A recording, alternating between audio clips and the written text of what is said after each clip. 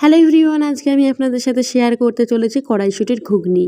খুব ভালো খেতে হয়। তো চলুন প্রথম থেকে শেষ পর্যন্ত দেখবেন, আপনারাও বাড়িতে এইভাবে ট্রাই করে দেখবেন, খুব ভালো লাগবে।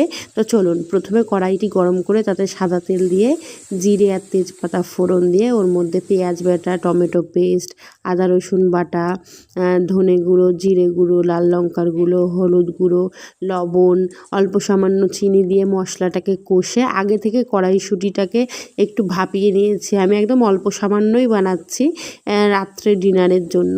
তো এটা একটু কড়াইশুঁটিটা দিয়ে কষে নিয়ে তাতে সামান্য জল দিয়েছি, যা সেদ্ধ তো আছেই আগের থেকে। তো গ্রেভিটা এরকম হয়ে গেছে দেখুন। ওর মধ্যে অল্প সামান্য একটু গরম মশলা দিয়ে এই দেখুন আমার কড়াইশুঁটির ঘুগনিটা মানে পুরোপুরি তৈরি। তো রাত্রে আমি ডিনারে পরোটা আর কড়াইশুঁটির ঘুগনি বানিয়েছিলাম। কেমন লাগলো অবশ্যই কমেন্ট করে জানাবেন। ধন্যবাদ।